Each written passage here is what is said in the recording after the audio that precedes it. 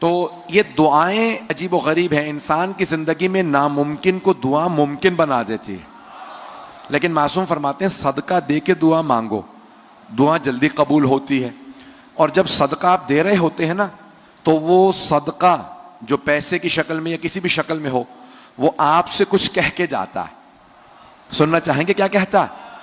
تو آپ معصوم فرماتے ہیں کہ جب آپ صدقہ نکالتے ہیں نا، تو صدقہ کہتا ہے تیرا شکریہ، میں حقیر تھا تو نے عزت دے دی، میں فنا ہونے والا تھا تو نے مجھے بقا دے دی. پتہ نہیں لوگ ہیں یا نہیں.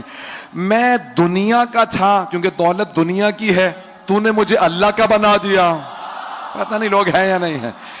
کہ جب دولت یہ انسان صدقہ نکالتا ہے نا، تو کئی چیزیں کہا مجھ میں کوئی برکت نہیں تھی، تو نے اللہ کے نام پہ خرچ کرنے سے مجھ میں برکت دے دی. مولا علی کہتے ہیں نہج البلاغہ میں، جب راہ خدا میں کچھ دو، جتنا دے سکتے ہو زیادہ سے زیادہ دے دو. گلا میرا اذیت تو نہیں کر رہا آپ کو؟ آواز سمجھ میں آ رہی ہے سب کو؟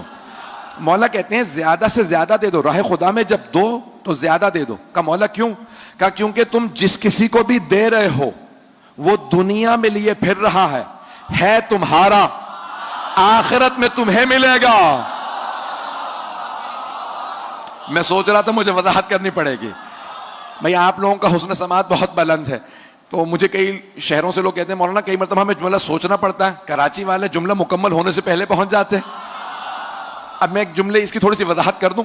دو افراد سفر میں ہیں، مثال کے طور پہ ہوائی جہاز کا سفر ہے، کراچی سے اسلام آباد جا رہے ہیں. تو ایک صاحب کہتے ہیں مولانا جتنا سامان دینا چاہیں مجھے دے دیجئے، اسلام آباد پہنچ کے آپ کو واپس کر دوں گا. اب انسان کوشش کرے گا زیادہ سے زیادہ سامان اسے پکڑا دے، نہ مجھے سامان اٹھانا پڑے گا، نہ یہ ساری زحمتیں اسلام آباد پہنچ کے مجھے ہی سامان مل جائے گا. مولا فرما رہے ہیں جو راہ خدا میں دیتے ہو وہ ختم نہیں ہوتا، تمہارا ہی رہتا ہے. جن کو دے دیتے ہو وہ دنیا میں اٹھائے پھر رہے ہیں، آخرت میں تمہیں ہی پلٹ کے آ جائے گا. آپ نے غور فرمایا؟ تو اسی لیے کہا جاتا ہے کہ جب بھی مانگو تو راہ خدا میں کچھ دو.